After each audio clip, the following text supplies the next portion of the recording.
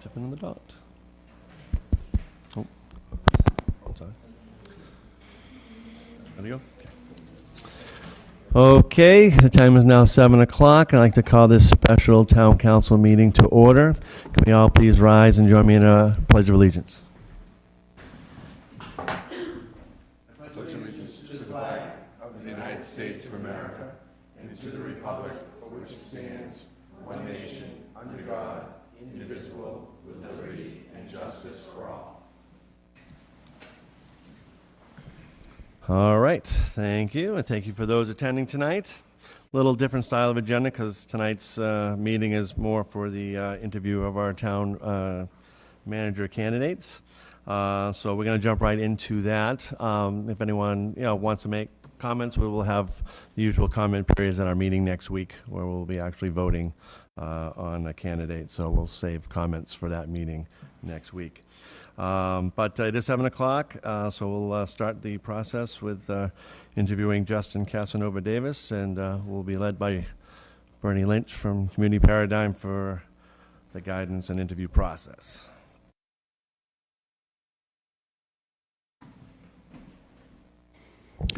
Sit, have a seat.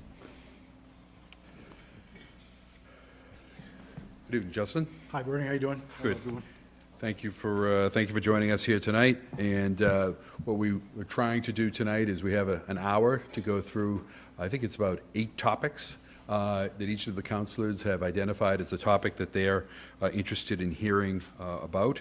And my job is to facilitate this and to sort of put their questions forward, and then there may be a brief follow-up question that may come from your response, but we have 1 hour to do this, and we're trying to put this all together. Okay? Yeah.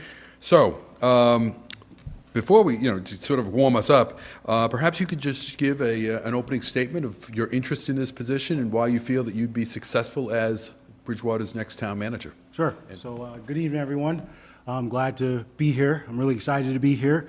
I appreciate the opportunity that I've had to meet with the screening committee and members of the community here this past Sunday. I'm really excited to potentially be Bridgewater's next town manager. This town has a lot going for it. There's definitely some challenges here, but I definitely look at them as opportunities that I feel like I am uniquely qualified and prepared to work with you all in the community to address. A little bit about my background.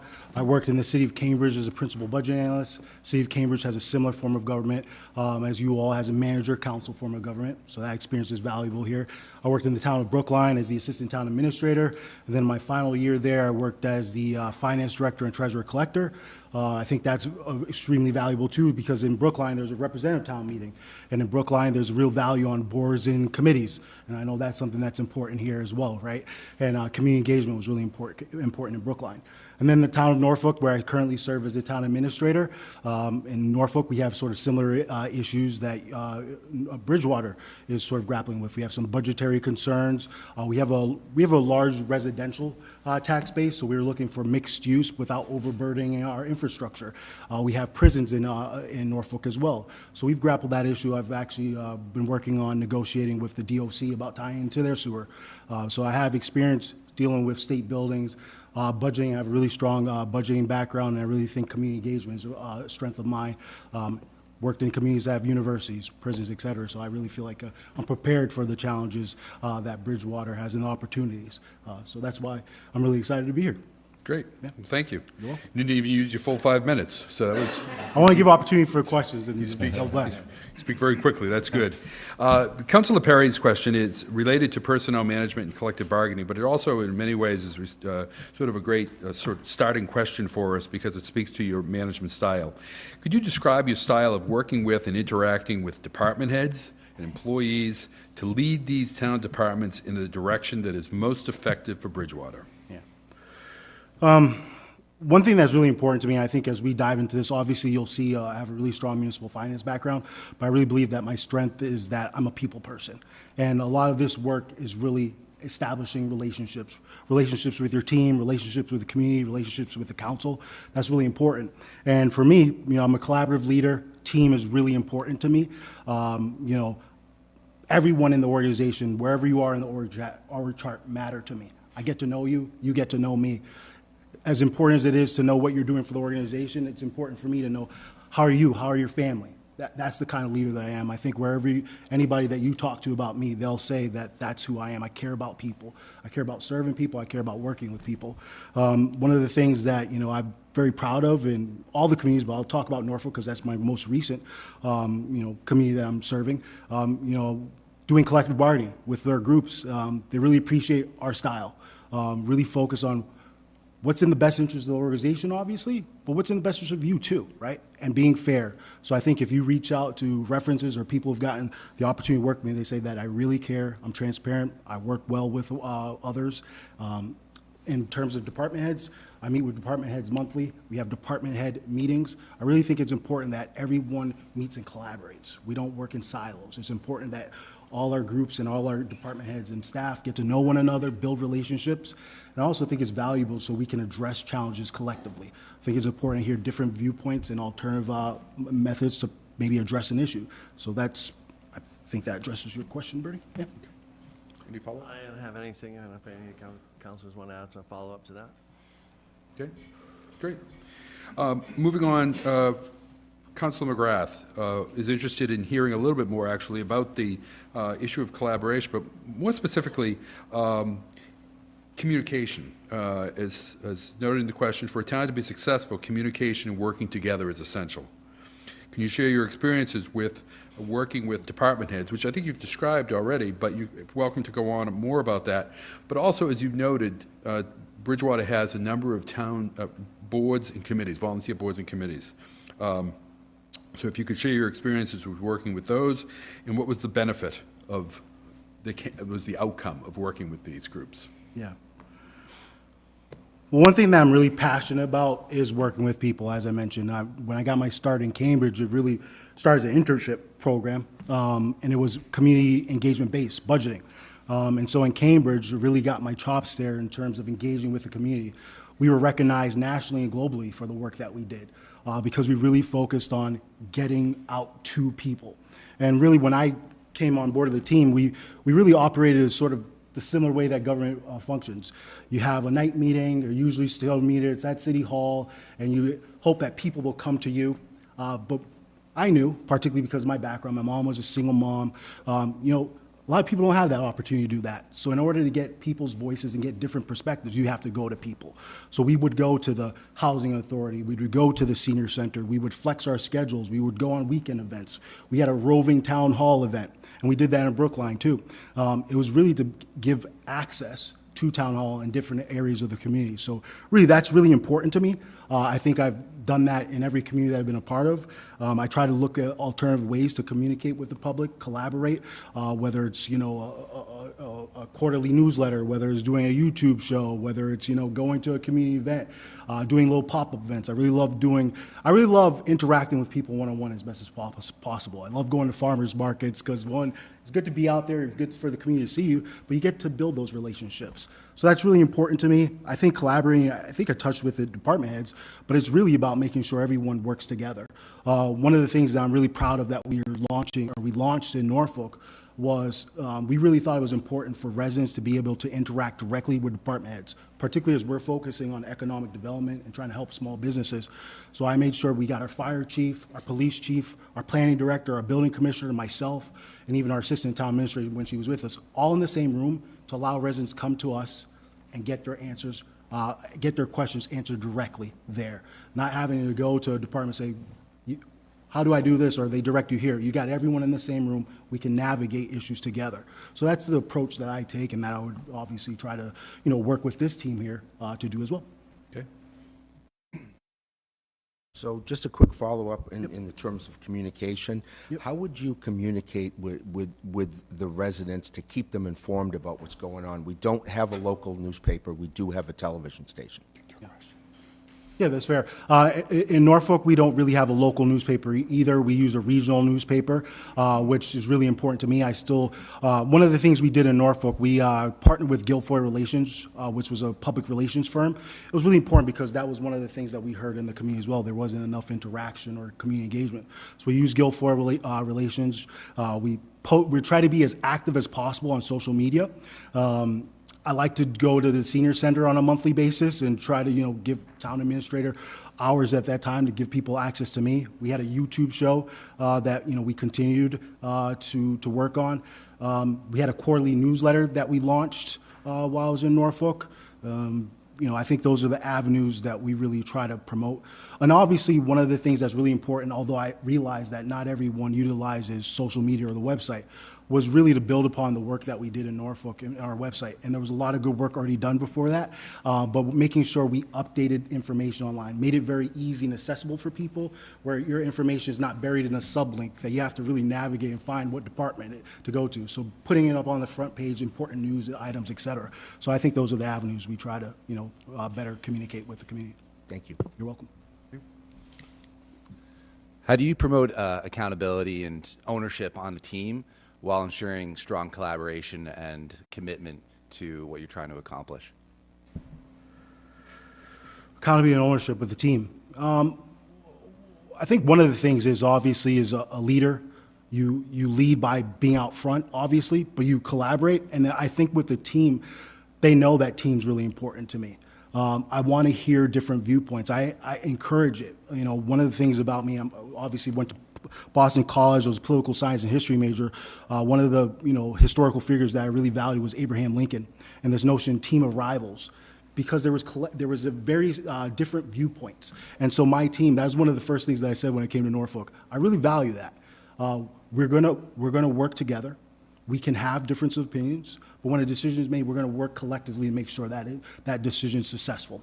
I don't want just all yeses or nos. And often when I have meetings, I'm the last person to speak. I want to hear from everyone else because, oftentimes if a manager says this is probably the way to go, somehow everyone seems to agree with that position. So I really want to hear from other people, give them the opportunity to speak. I think that hopefully addresses your question. Thank you. You're welcome. I actually have a follow-up question on that, Yeah. in this category as well, though. And that's the issue of working with department heads, working with boards and committees. That was something that we heard from a number of people as we were going through this search process. Bridgewater is fortunate, like Brookline, like Norfolk, to have a number of really dedicated volunteers. How regularly do you go to those meetings of those boards and committees to hear what they may be working on, just to sit in the back and hear that, or at least to get that feedback, Yeah. without actually interfering with the work by going to every meeting as if you were overseeing them? I think that's a really good question, Bernie, because that's something that I really pride myself on. I let people know I really value the time that people take to volunteer to better their community. I'm really passionate about this work, and I know that is not lightly done. It's taking time away from your family or other enjoyments that you may want to do. So I try to go as often to different boards and committees. And like you mentioned before, Bernie, it's not really to interject or offer my viewpoint because they're doing their deliberations, but it's to be there, to show that I support the work that you're doing. I'm here to listen. I'm here to be a resource as well. Oftentimes, it's conversations after the meetings where, you've got those people who haven't maybe had the opportunity to speak with me, but they can speak to me at that moment. I really think that's important. That value really was instilled in me in Cambridge. Even as a budget analyst, I was the analyst for the CPC committee. And that's where that passion came, because not only was the community involved, but you had a lot of residents involved with that committee. So, I really care about that work. I think it's important. That's why I'm also really excited about Bridgewater, because I think we can do a better job of boards and committees. And I think when you're present and when people know that you care and that they matter, their viewpoint matters, and it's heard, it's listened to, I think that goes a long way. Great. Sort of a follow-up, not a follow-up, another question from Councilor Loretti, but it ties to questions that Councilor Loretti already asked, as well as Councilor Lindy, is that regarding citizen relations and government transparency. And the question is, government transparency and efficiency go hand in hand. Residents want to know how their tax dollars are being used and that their concerns are being addressed effectively. What specific metrics would you track to measure transparency, citizen engagement, and fiscal responsibility? If these metrics showed poor performance, how would you adjust course and hold yourself accountable? So I think there's a variety of ways to do that. I think some of that takes time and it takes data. And one thing there's a few things in government that I don't think we do particularly well in. I think we don't do a lot of good job in performance measurement and utilizing the data we have. We collect a lot of data, but how do we utilize it?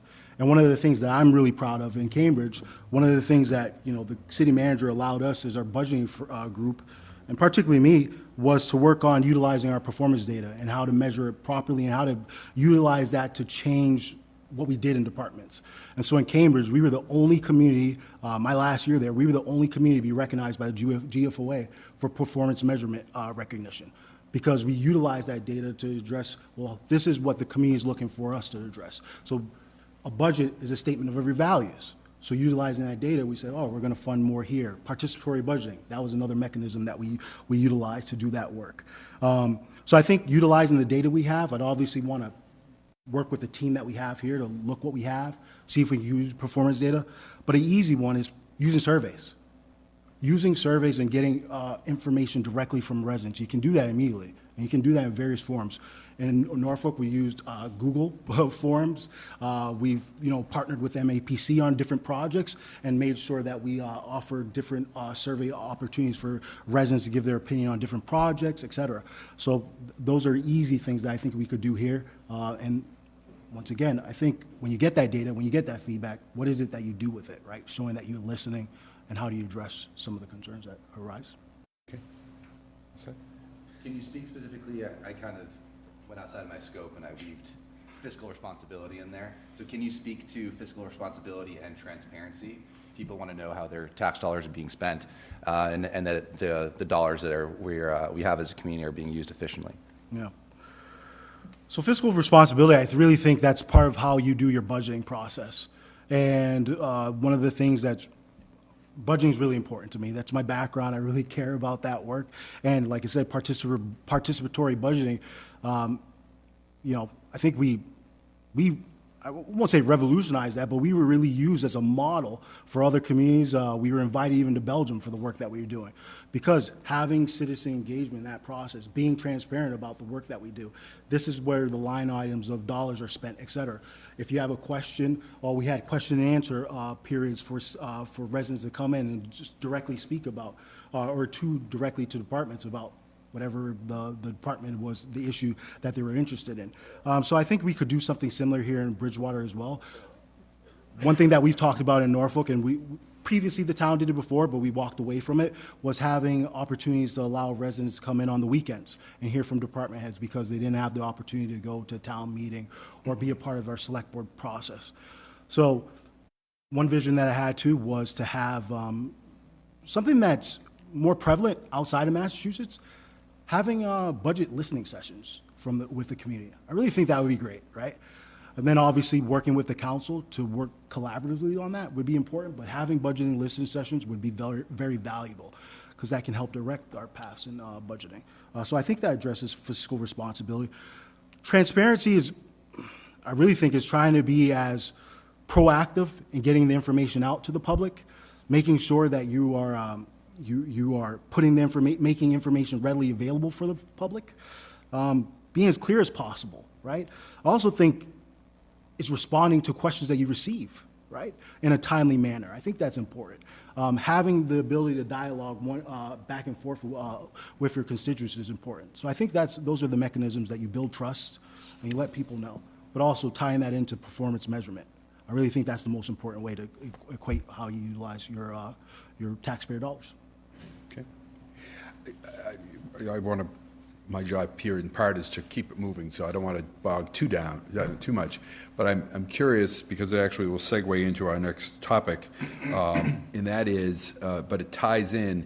I know that in Cambridge they do use the GFOA award budget format, yep. Where they incorporate, really tell more of a story than just lay out numbers. Right. And I assume that much of the work that you did there may have tied in with that. Did you use did Brookline do a GFOA budget as well, and do you do that in Norfolk? Yes. So glad you talked about that. Cambridge is well recognized for that GFOA budget. Brookline as well is the GFOA budget, and I was a part of that team that did the budget. In Norfolk, we started the process to become a GFOA budget. So it's having a budget transmittal letter. It's just like you said, telling the story of the budget, not just giving you figures, right? Because you can get into the data with all these line items, but with a budget, when you tell the story, well, this is what we're focusing on for our roadways, or this is schools, et cetera. That's the benefit of having a GFOA budget. So that would be another thing that I'd be very interested in doing here. I know we have a great finance team. I know we have good department heads. I know we can do it. I've been able to do it in every community that I've been a part of, and Norfolk is well on its way to do that as well. Moving over to, Can I just ask what GFOA oh, stands for? Government Finance Officers Association. Thank you. I know. Which for us is our highest, sort of finance group in the nation. All the finance directors and, finance staff generally are members of that. We get into these acronyms, so my apologies. So,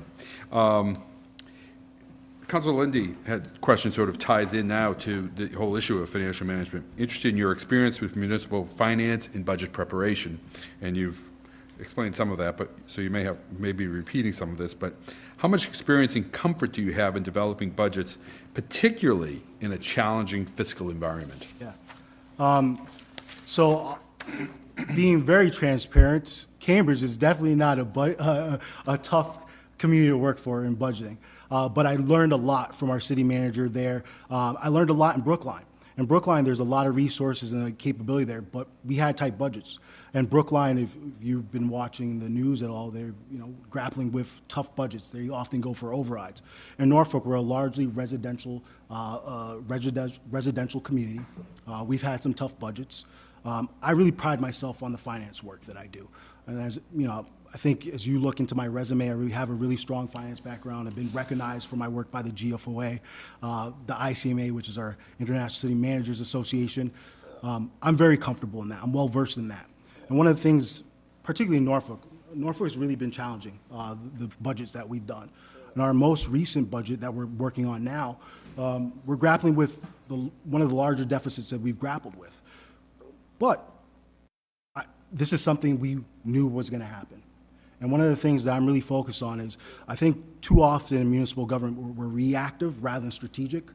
When I came into Norfolk, I knew what the challenges would be in the future. We outlined them. We were transparent about them. We also knew we couldn't go to residents for override after override. That isn't the community that, we didn't want to do that in the community. The board didn't want to do that, and I wouldn't want to do that. So we navigated being creative and utilizing open positions, vacancies to reduce spending. Whenever we have an opening, and depending on the importance of filling it, sometimes we hold the line. My time in Norfolk, we've realized the highest level of free cash that we did this past year, certified the highest level. And we knew, being strategic, we would have to utilize some of that this year. It's not ideal, but one commitment we said was we wouldn't go for an override. And we didn't want to have layoffs of personnel. That was really important to me. That was important to the board. So in this budget, which is extremely tricky, we are going to meet that commitment, particularly because we didn't want to go to override, but we also wanted to do it properly. We wanted to communicate with the community, give the opportunity to hear feedback on how we approach an override, whether it's schools or, if we wanted to provide additional funding for fire, police, whatever it may be, but we want to do that process right. So I'm well versed in that. I'm very comfortable in that. I think my background really speaks to that. Sounds like we have a train getting on the tracks for an override over here. Yeah. So I'm sure you've probably read up on Right. what's going on over here.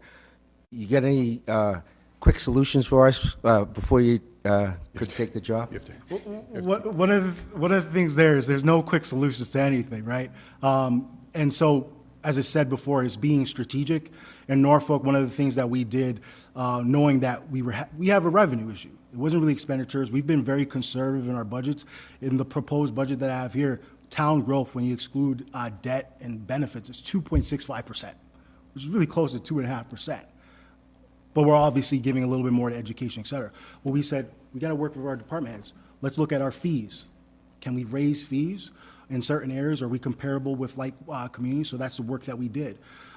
We also said, we have a lot of people aging in place. Let's hold the line on fees for seniors. So we were able to do those things. So in Bridgewater, I don't have an easy fix. I love to work with the team and really dive into it. But obviously the board, the council, in what direction you go, whether you do an override this year or next year, we can work together and we can do that. But we would definitely be looking at fees. We'd be definitely looking at other opportunities to increase revenue. I'm really excited about the Municipal Empowerment Act that the governor has filed. I'm on the MMA Finance Committee, and we've been advocating for that extensively because it gives more local opportunity to raise revenues in a responsible way that we believe. It gives more flexibility for local communities to address finance issues. So those are avenues that we would look at. Right. Okay. All right. One of the major issues, and we certainly knew this as we were doing the search, working on the search, and I heard substantially more about it when I was here last week, I think it was, making the presentation of the finalist candidates, is hearing about some of the infrastructure issues that the town has. So the next question from Councilor Chase is a multi-part question that relates to the manner in which you have worked with capital financing and project management. And I'll read it. We may do this in several steps. The town has some major infrastructure issues related to water and wastewater and road projects. Current needs threaten the ability to accommodate new growth, the engine which could provide necessary additional revenue. So if you've got the issues of, so the bottom line is if you've got the issues of infrastructure, but you can't accommodate new growth, but it's the new growth that's needed to provide the additional revenue to handle the capital financing, how does one break that vicious cycle? Yeah. So, part of the research that I've done, I know what the major issues in town that and we've heard, just like Bernie said, I watched the presentation from the DPW superintendent, heard from the community, water is really important. These things don't happen overnight, and as I mentioned before, too often in government, we are reactive rather than strategic. So really, I want to say what we've done in Norfolk, for a good example. We don't have a PFAS issue in Norfolk at the moment, but being strategic, looking in the future, what may potentially come. We know we need to look for new well sources, et cetera. We need to increase capacity for our wells. We held the line on a capital improvement fee. It was a small fee, $1.30. But we wanted to build up our retained earnings. I'm proud to say this is the highest level of retained earnings that we've had in town. We're able to propose this budget this year, a 0% for taxpayers, but still grow our retained earnings. So that's being strategic. That's also working with our congressman at the time, or Congressman Auchincloss, to secure $1 million for wastewater and water treatment, because in the town, we're trying to enhance town center sewer. And so we worked really expeditiously to try to get that federal funding for that, and we were successful. We're working to get mass housing grant funding for our infrastructure. We're really focusing on the infrastructure because that's what's going to unlock other opportunities for us in the community. I've been very successful, I believe, in acquiring grants. Our select board chair just this past select board meeting said this past 9 months, we set the record for how many grants and funds that we've received in town. And this is a gentleman that's been in town for 20 plus years, right? It's being strategic. It's thinking about alternative ways to fund measures that are critically important to the community. So I know water, wastewater is really important. I think that's how you do it. You try to be strategic. This would definitely be an important issue right away. We'd also look to work with our state reps on this issue. For example, in Norfolk, I think we'll get into this, Bernie, but, we had, the governor decided to open one of the prisons, the Bay State Center, as a respite center.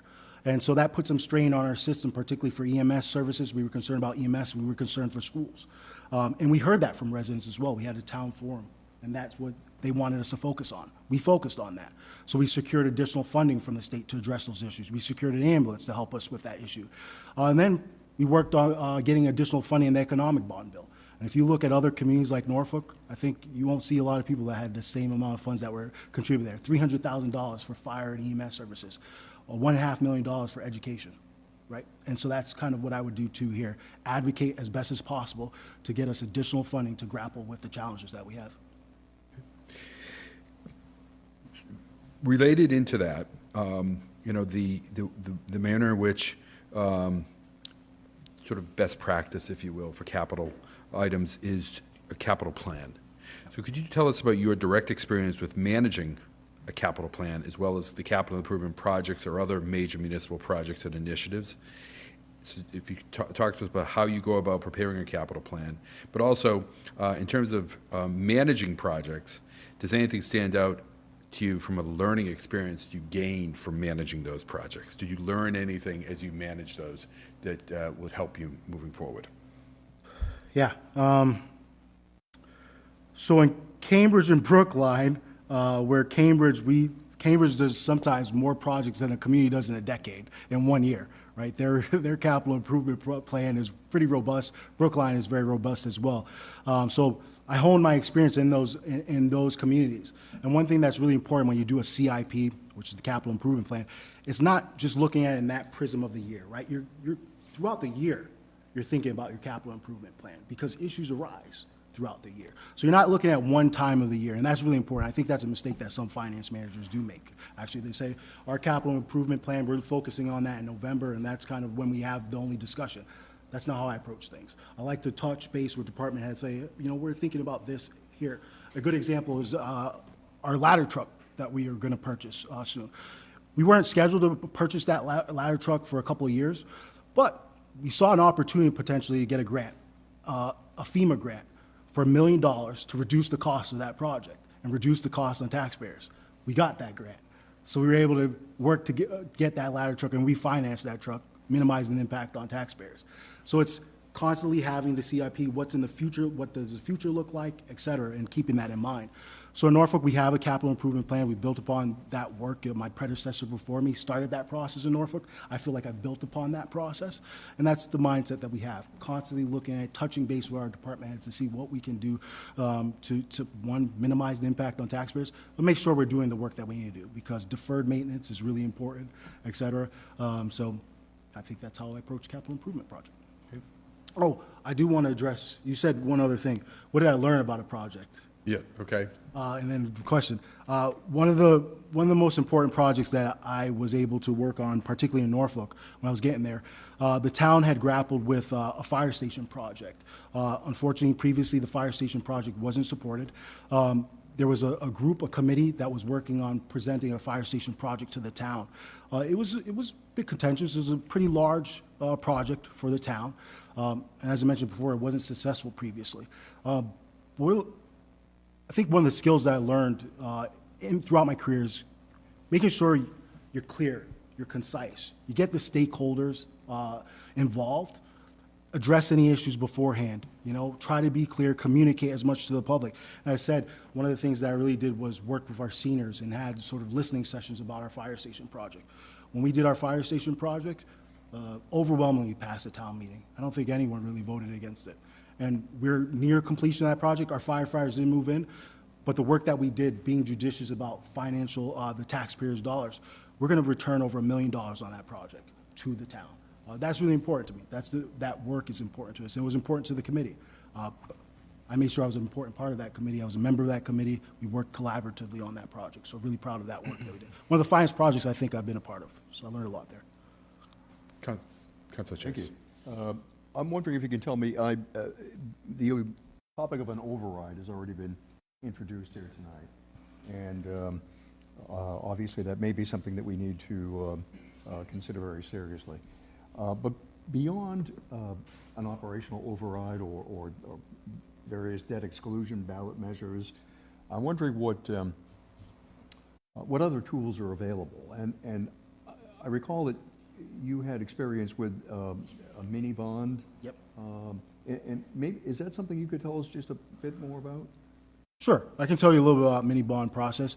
Mini bond process was uniquely launched when I was there. I was the lead on that project. But Cambridge is a AAA rated community. Our bonds are some of the safest bonds that you can go out for.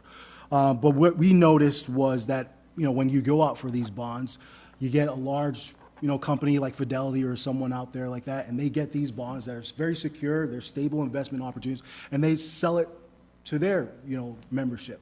The community really wasn't realizing that opportunity.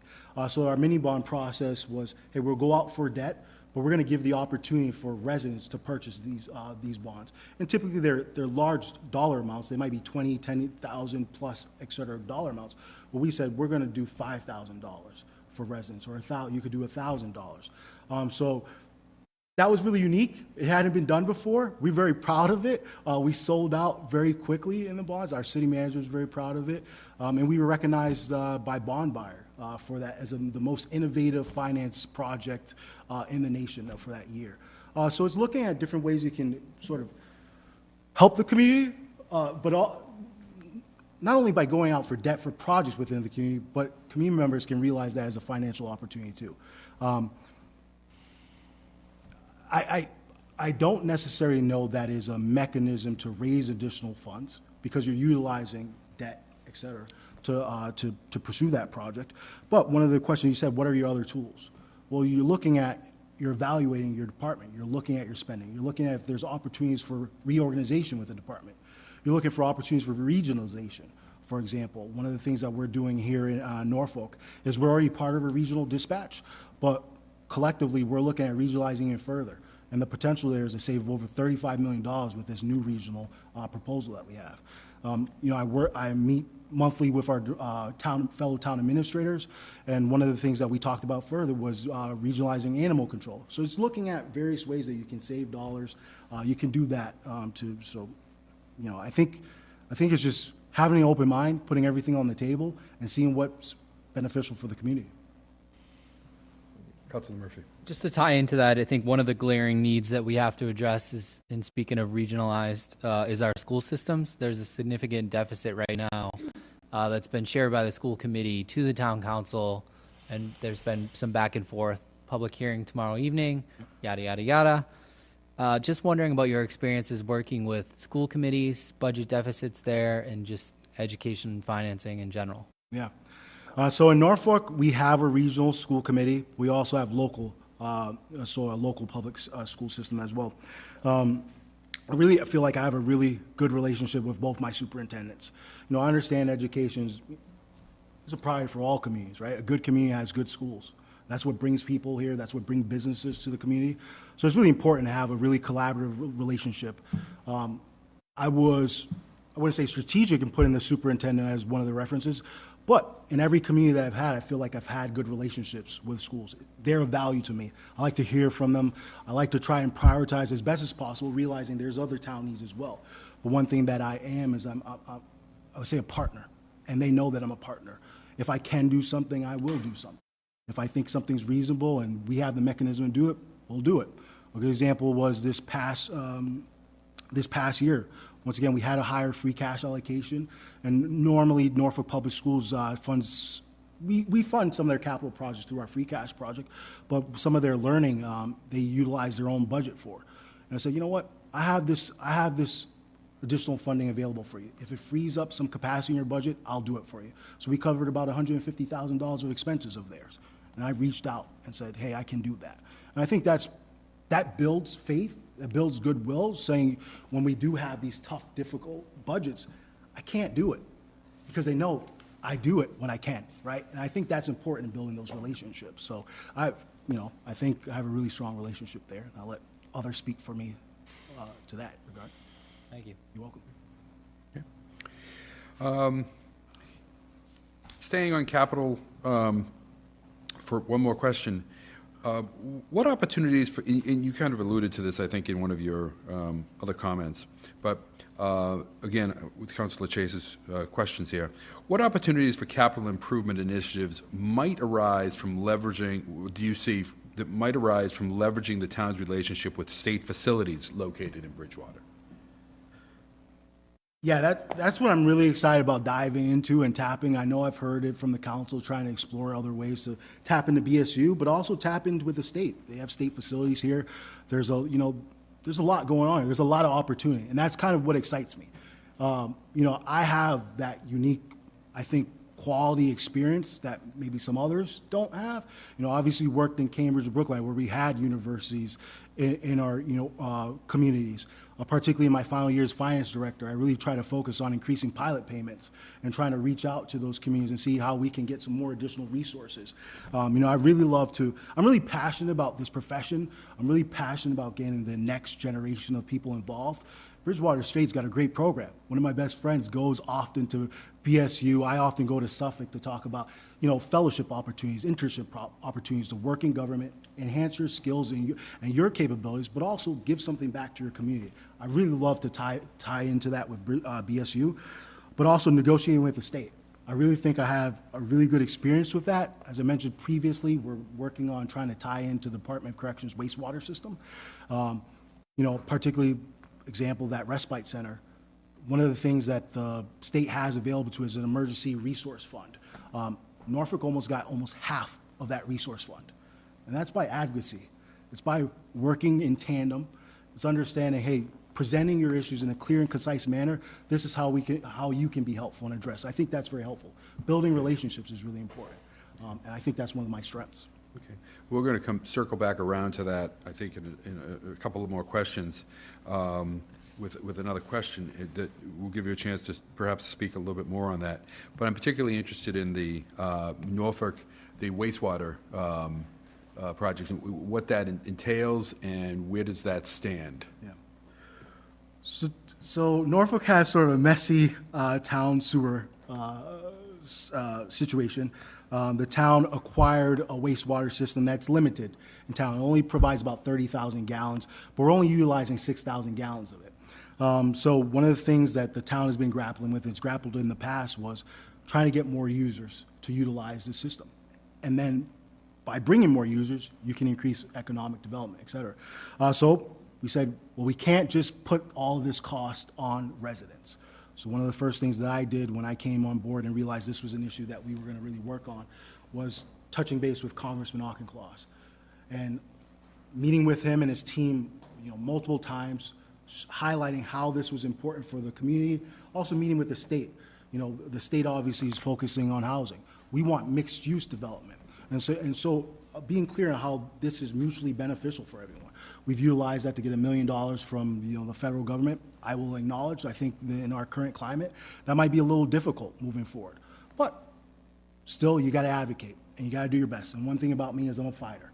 I know one of the questions that was asked of me in our screening committee was, how have I been so successful in getting different grants or from the state and from our representatives, particularly when one of our representatives was of the opposite party of our governor. I really said, I can work with anyone. I'm a fighter. I will work with anyone. I get things done. That's what my resume says. That's who I am. So I can work with anyone.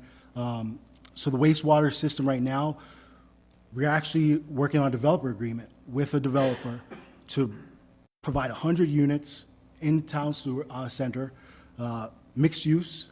We also have another group that's interested in tying into that sewer, and it's going to maximize our sewer. So that's why we're interested in tying into the DOC, because that will open up other opportunities for us, economic development opportunities. Have you been given permission to connect to the DOC? We're working on an MOU. Okay. I have a meeting in a few weeks. I've worked with our representative to schedule a meeting higher up on the DOC change. I've met with Mr. Jeff Quick. We're working with the governor's team to sort of progress in that direction. So I think we're making a lot of work on there. It's not easy. It's a lot of work.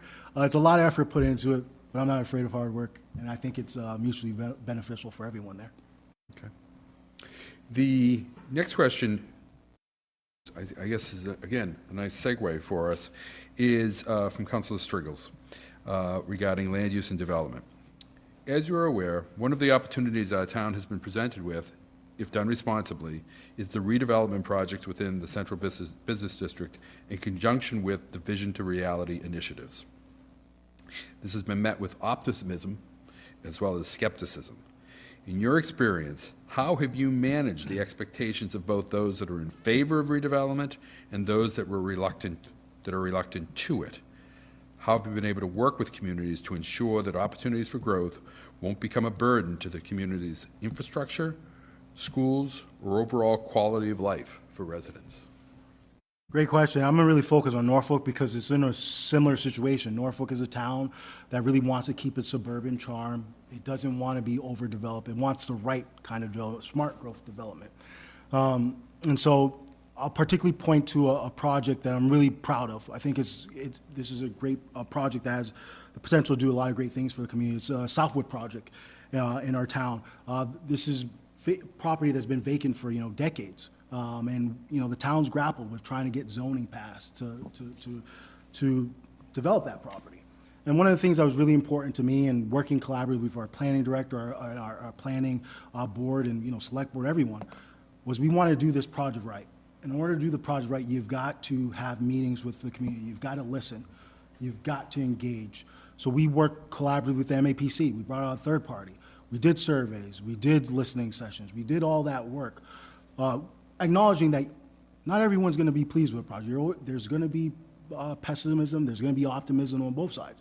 But find a project that the town, for the majority of the town, can support. And so one of the things that emerged from that project initially was, you know, a lot of people initially wanted residential. That was the number one thing they wanted to see, because they were afraid that we were going to turn into an Amazon warehouse box site or something like that. But then as we sort of talked with them and said, well, we're grappling with school capacity issues. We're grappling with infrastructure issues. What about commercial industrial? And we talked a bit more about that. We educated and we got feedback. And ultimately, we got a commercial industrial project that's going to have limited impact on our community. It's going to add potentially over $1 million of revenue. And it overwhelmingly passed at town meeting. I think 3 people voted against it. And they were more focused on the remediation work that needs to be done. They weren't against the project, but more concerned about the remediation. I think that's the work that you do. You listen to the community, you engage, you obviously work collaboratively with the town council, but it's working with the community, it's understanding, and it's navigating those issues. Because you gotta focus on traffic, you gotta focus on schools, et cetera. So, you know, I think that's the process that you do to make sure that these projects are successful. Bernie, I had land use development and vision to reality. Did I address the question? We were wondering how, it was just referencing the fact that the project that has been talked about sort of blends in with the vision to reality plan that the town has, so. And one thing that, you know, I've done a lot of work, I've been listening to the meetings, you know, infrastructure is a big issue, and our classrooms are a big issue. So I know there's been discussion of moratorium. I think it's working with the council, it's working with the community, trying to think holistic. Where do we want to go? Where do we want to be? And how do we get there? So if it's addressing infrastructure first to help us get there, then we do that. This is the plan to do that. This is the path forward that. I think that's the process we have to do. We have to really engage the community, be as transparent as this process is possible, but listen, right? And I think you can be successful. And that's what I've realized in my career. Okay. Anyone? Okay. All right. The next question is from Council Ellenberg, and this was going to give you, I think, a chance to expand a bit on what you were talking about before. Pertains to your external relationships. By the way, I made a note over here that there was another acronym you used, and some may or may not be familiar with MAPC. That's the Metropolitan Area Planning Council. It's the equivalent of the Old Colony Planning Commission. So I'm like the interpreter here of government acronyms. Thank you, Bernie. So, but Councilor Ellenberg had I think a great question in terms of your experience building external relationships. How has your past experiences prepared you to deal with state institutions like BSU, like the correctional facility, and could you give examples that you have worked on with the state institutions or other major institutions? And I know you referenced your work in Cambridge and Brookline with pilots, payment in lieu of taxes, another acronym there for us. Tell us a little bit about some of that and how you've worked with those institutions. Yeah.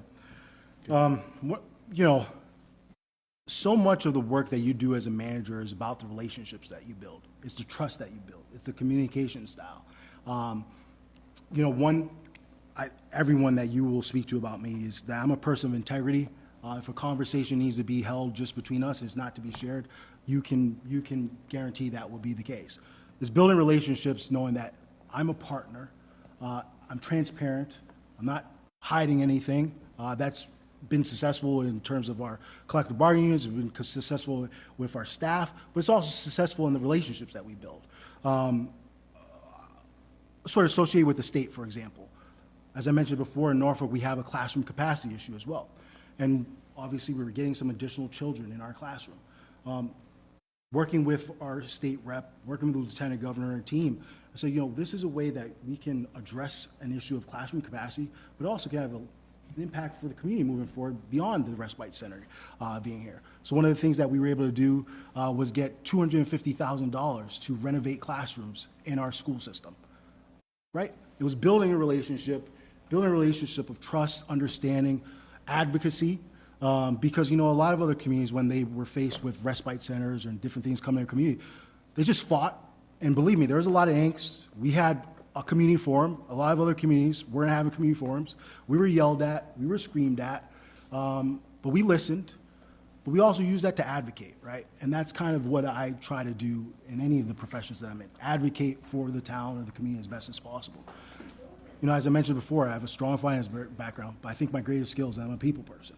I understand people. I try to build those relationships. I let people speak to my capability regarding that, because it's kind of difficult to speak about yourself in that manner. But, so much of this is relationship building, it's outreach, it's doing that work.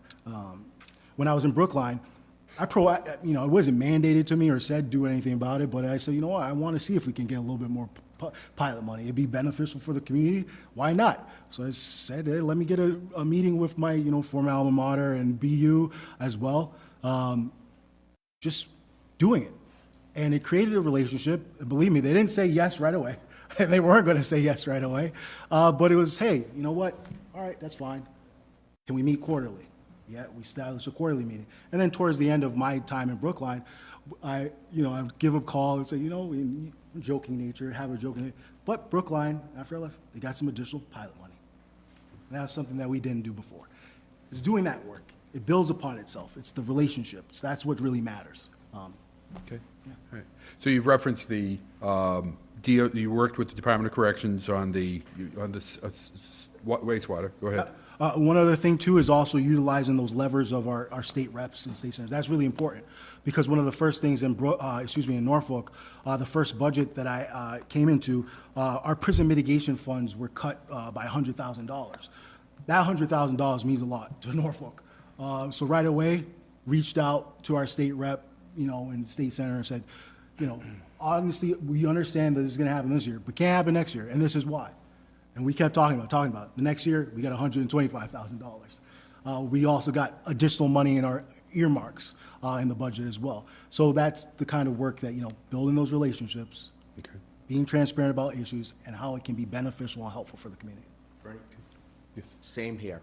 We've been cut in multiple I know. years, so we need some of that money back. Yep. Okay. Is that in the form of a question? I know, too. I know.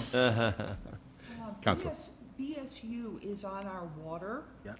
And do you have any ideas about how our water deficit and BSU being on our water, how that can all happen? Yeah.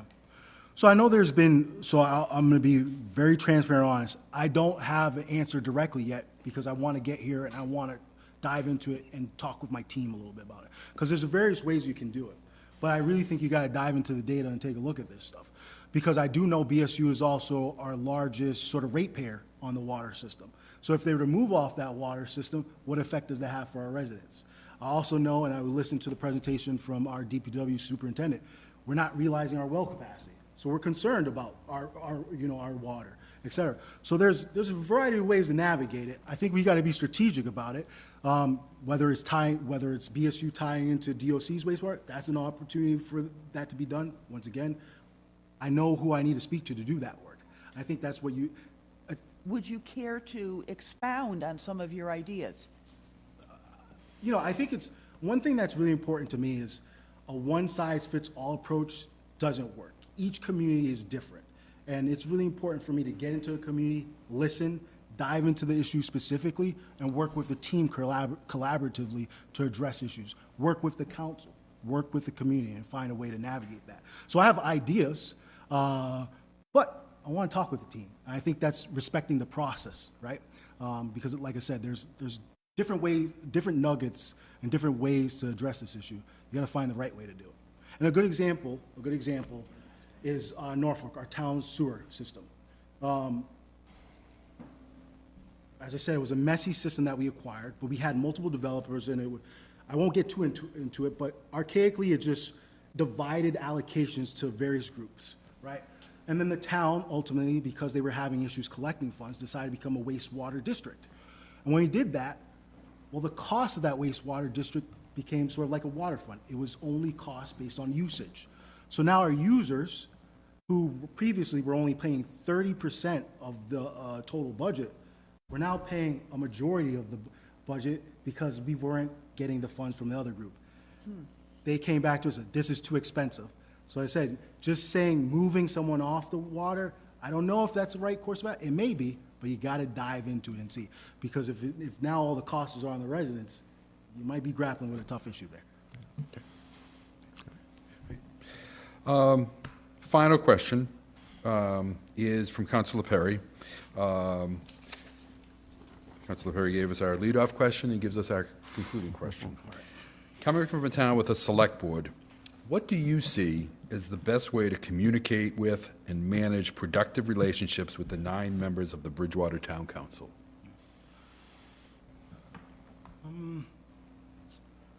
So one of the things that I pride on, and I think it's the wealth of experience that I have had in different forms of government. Like I said, I've worked in a council manager form of government. Even though I was a budget analyst, budgeting is extremely important in Cambridge. We weren't in the finance office. We were in the city manager's office. We were included in a lot of these meetings. And I really appreciate that. That experience actually is what made me want to be a manager. Because I could have been just a finance director, et cetera, but I wanted to be a manager. Those experiences were really important. I saw that it was important to have, really close relationships, communicate as best as possible with the council. One thing I pride myself on in Norfolk, I recently had a review. My select board members gave me a 5 for communication with them. And overall, I got a 4.7 or something like that. Communication was a 5 because I know how important it is to communicate to the council. You are the elected body of residents. You're the direct, your constituents directly, are expecting you to be in the know. So really building relationships with you all, meeting with you individually, finding the best ways to communicate with you, how you want to receive information. I think that's really important. One of the things that I think people get hung up on, and like I said, luckily I'm a member of the ICMA, I mentioned the International City Managers Association. People get hung up on charters, roles, and different things like that. I think communication is really important, no matter if you're a town administrator or a town manager. You are a policy board. I'm not going to get hung up on the town manager or the executive. You're the policy board. We need to communicate. I need to communicate directly to you.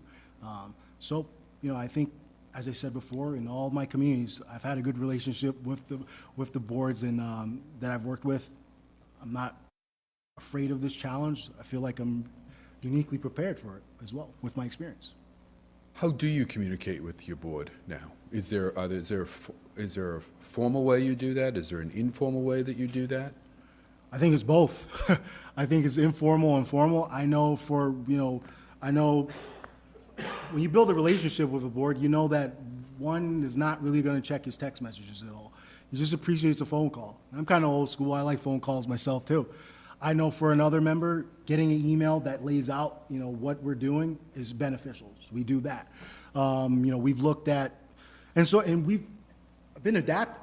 At one point, it was beneficial to send a weekly sort of update from departments about what was going on, what I was doing, and I did that. And then when the board shifted, that really wasn't what they wanted to do. They wanted more just, hey, can you schedule a meeting with me and talk about it? We did that too. I'll do it in whatever manner that works best. Obviously, realizing your time, my time, it's just building those relationships, finding what works best to communicate. Okay, great. One thing that I learned in Cambridge that was very beneficial was that weekly digest. And that's why it was really important to me to bring it over to Norfolk as well. Because the feedback from counselors was really beneficial because you heard not only from the manager, but you got some information from departments too. And that's really important to me. I think department heads, they're the policy experts on a lot of these issues. You need to have time with them. You need to get some information from them as well. So I see value in that. Okay. We're right up against the time here. We have time for a 2-minute closing. Okay. Might be quick on this one, too. I might not use the full two. I just want to thank you all for the opportunity to be here. I want to thank the residents that I had the opportunity to meet with. You know, I'm really excited about the opportunity here in Bridgewater. You know, I'm hoping that this is a long-term potential stay for me. You know, when I met with the screening committee, I said that this is potentially a once-in-a-decade opportunity. This is the right opportunity at the right time for me. That's what I've been saying to people. You know, I live 15 minutes away from home. I hold myself to a high, you know, I set a high standard of excellence for myself. And to do the work that's required of a manager, you've got to build relationships. You've got to come to events. You've got to ingrain yourself in the community. In Norfolk, you know, they're not looking for me to leave. I'm not actively going to, I've only applied to Bridgewater because I'm really interested in this situation. But I have a 10-month-old that I'm very, you know, proud dad of. For me to do the work that I know is important to do, build the relationship with the community, being 15 minutes away from Bridgewater is a great opportunity for me. I know I can rise to the challenge here. I know that I can work with you all. I'm really excited about working with the community. This is, you know, I put a lot of time and effort into evaluating this. I think, I'm hoping that you guys think I'm the best choice for your next manager. So thank you for the opportunity. Okay, very good. Thank you. Thank you, Jeff. Thank you, guys. Appreciate it. Appreciate it. So we'll just take a quick 5-minute recess, so Okay. councilors need to stretch your legs, and we'll get set up for the second interview.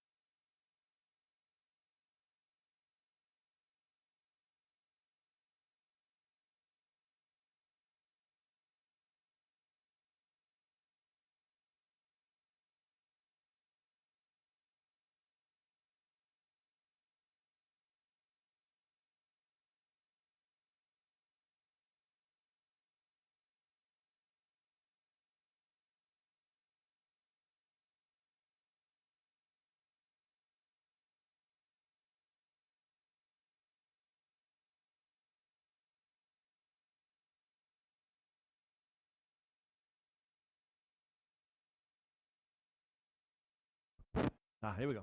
Okay, guys, we're going to call our meeting back to order. And we'll introduce our second candidate here tonight, Keith Hickey, and I'll turn it over to Bernie to start our process. All right, Keith, thanks for joining us here tonight. Thanks for having me. This is essentially going to be the councilors have had an opportunity to assemble their thoughts and have asked me to facilitate the dialogue here with regards to their questions. So I'll be asking the questions, and then, if they need to, they will to provide necessary follow-ups. But we have an hour to do this. Excellent. All of us, all right? Shorter than Sunday. So, exactly. We wore you down on Sunday night. That's right. Let's start though with a bit of an introduction for you. Sure. To make a 5-minute opening statement about Okay. your interest. Well, first, I'd like to thank the board, Mr. Lynch, the council, for allowing me to be here tonight and present why I believe I'm the best candidate to be the next town manager in Bridgewater. I have been a town manager for just over 25 years, much of which was in New Hampshire. I've worked for a couple of communities now, the latest being Kingston in Massachusetts. In New Hampshire, I worked for communities that had town council forms of government. Right now is in Kingston, I'm working for a board of selectmen, and this is the first time, very honestly, that I have been a town administrator rather than a town manager. I'm finding that oftentimes when an issue comes up, I'm reacting very much like a town manager sometimes rather than a town administrator who has a little bit less authority than a town manager, and I've had to try to pull myself back at times from inserting myself where I've become accustomed to doing so. I moved to the South Shore just over 4 years ago. I loved it when I was looking into it. I've come down to the Cape and the South Shore for probably upwards of 15 years, and just fell in love with the area. When I had the opportunity to take a position in Kingston, I did so. It's been fantastic. Coming from New Hampshire, I still have my dad, my oldest son, and his family, and my sister, and every time it snows, it rains here. And I just think it's great. So it's been so from my point of view, it's been a great move. Today was an amazing day outside. I'm excited about the opportunity in Bridgewater because it brings me back to a town council, town manager form of government. It allows me to utilize my skills, I think, more effectively than I'm able to do in Kingston right now. A lot of the challenges that have been identified, both in the position profile that was put together by Community Paradigm, by attending a couple of board meetings in person, watching other ones remotely, and attending the resident forum on Sunday. Just provided me a lot of insight on what's going on here, and the challenges that you're facing are challenges very similar to what I have dealt with successfully in the communities I've worked in. I guess I have a stronger financial background than maybe some other parts of my background, and I've utilized that to balance budgets in some really challenging times, including fiscal 25 and 26. Listening to some of the concerns of the residents in Bridgewater, including the representatives who represent the school. There's a need, in their opinion, certainly, to increase funding for the schools, as well as try to increase funding for some of the other departments. Some of the infrastructure you have in town, people are concerned about the condition of roads and other types of infrastructure in town that need to be addressed. I think there's creative ways to try to utilize local, state, and federal funding to try to do that, and utilize some of the resources that are in Bridgewater right now to be partners with that. So I'm excited to be here tonight. I appreciate your time, and I'm happy to answer any questions you have. Great. Well, we're going to start with a topic that's entitled Personnel Management and Collective Bargaining, but it's been put forth by Councilor Perry. But the question goes to that, but I think it's also a great opportunity to hear a little bit about your leadership style. your management style. So the question is, or that's put to you, or the statement, I guess, is put to you, is to describe your style of working with and interacting with department heads and employees to lead these departments in a direction that is most effective for Bridgewater. Well, there's a couple of ways I guess I'll answer the question. First and foremost, I would say I want to lead by example. I recognize the important role that the town manager has in a community, the way they present themselves to the public, to the business owners, to the Board of Selectmen, to the town council. I apologize. I'll occasionally make that mistake. And to the employees is important. I expect the employees that work with me to try to work as well and cohesively together as they can. My management style is very much a team approach. We, as a management team, meet every day that there's a board meeting that evening. So, for example, there was a board meeting this evening. I met for an hour and a half with the board, with the department heads today. We talked about the fiscal 26 budget, where that stands. We're trying to finalize things in the near future. We talked about some of the challenges, whether it was potentially an override for the police department, and how that was going to affect things. Talked about what's coming up in future meetings to have people prepared, and try to get some feedback from all the different department heads on issues or items that they may be able to share with me. So when I attend these meetings, I can make sure the board is aware of those items and takes those items into consideration when they're deliberating on whatever topic they're delivering on. As far as dealing with employees in general, Kingston, there are 6 collective bargaining units. I've been the lead negotiator in Kingston, as I have been in the other communities I've been town manager in. I've tried to take, again, a collaborative approach. From my point of view, I present to the governing body the issues that I'm aware of with the unions, the challenges financially or the limitations financially that I think the town has. I get that information from a 5-year financial forecast when I have one. We also did, we're 2 years into all 5 collective bargaining agreements, 6 collective bargaining agreements end at the same time. While it's a little hectic the year we negotiate those 6 at once, what I found is that it's extremely beneficial because you're proposing the same thing as far as compensation adjustments, benefit adjustments and changes to everybody at once. So you don't have one union that's looking at, I'm going to be the first group that's going to agree to what the cost of living raise is, what the step raises may be, what the changes in health insurance and other benefits may be.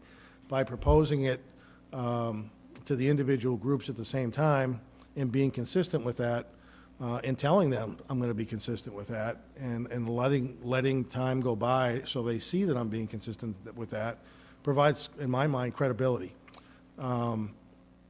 We did a compensation study through a community compact grant through the state of Massachusetts to do a wage and benefit analysis. I knew that there were some unions that were compensated in a different and maybe more they're in a better situation than other unions because they just negotiate better.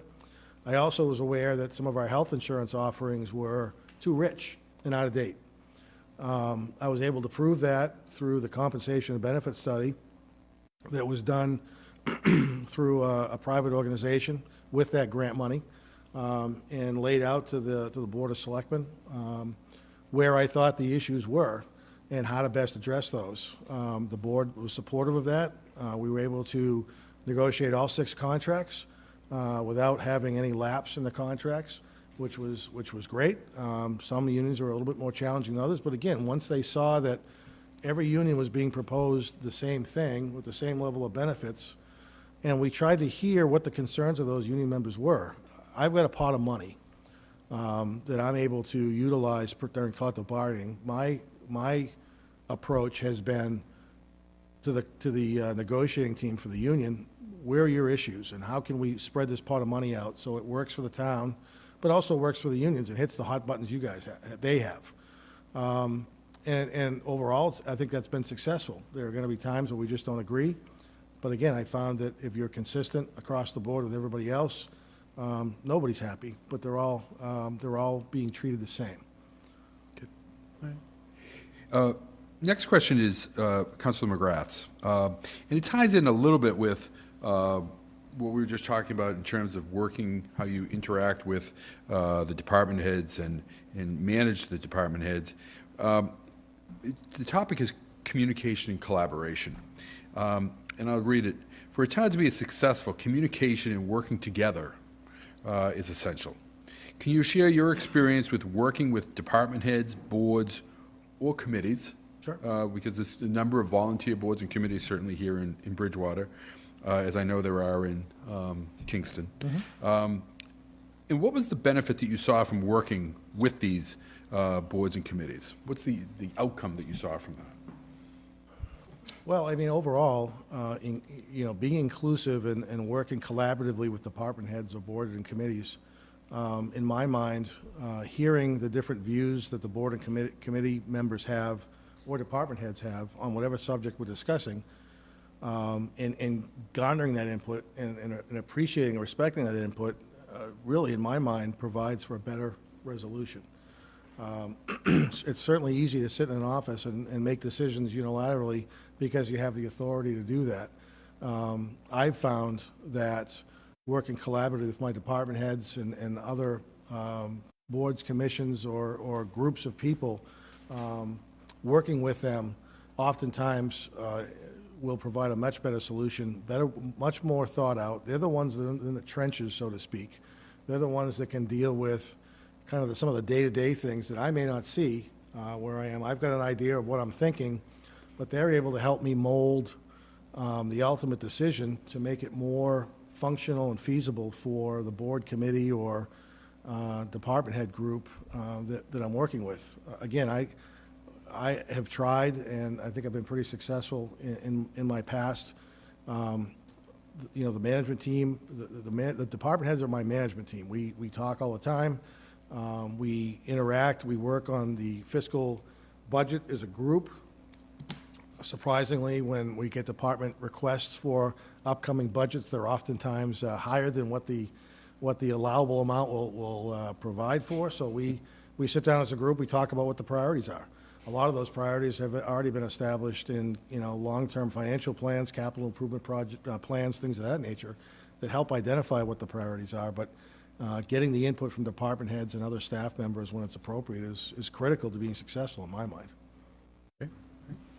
So on communication, I'll ask the same question I asked the other candidate too. How do you communicate all this information out to the public? So there's a few different ways. Like you have here with Bridgewater TV, there are local access TV channels. We're in a regional situation where Kingston, Plymouth, Duxbury, and some other communities are part of a regional local access station. I tape a TV show every week. That TV show oftentimes is 10, 15, 20, maybe 20 minutes long. It's really just to provide an update to the public about what happened at last week's Board of Selectmen meeting, what may be happening at next week's Board of Selectmen meeting, updates on, in this time of year, budgets, what's happening with the budgets, what's happening with potential zoning changes. We've talked about overrides and making sure people are aware that there's been some discussions about overrides and where they're coming from. I will often, and I talked to my planning director, came and saw me today and said, when can we get on together so we can do a longer TV show, probably a half an hour, 45 minutes, on some of the zoning articles that'll be considered by the residents at town meeting this year. I've done that with other department heads when they've had topics that really needed to be presented in an unbiased, thorough way by either myself or a department head or more. In a couple of weeks, the town moderator and I will do our annual or semi-annual, depending if it's a special town meeting or not, review the town meeting warrant. It'll be probably an hour long. We go over the topics, we talk about every article, we explain why the article's there, what the impact is gonna be, and what it means if something is either approved or not approved. A really good example of that in my mind was, Bridgewater faced it a while ago, the MBTA zoning. I don't think anybody was happy about it, by having the state mandate zoning to a number of communities. Kingston certainly wasn't. And I will tell you that when we went to fall town meeting in October, I would have put a substantial amount of money on the fact that it would have lost.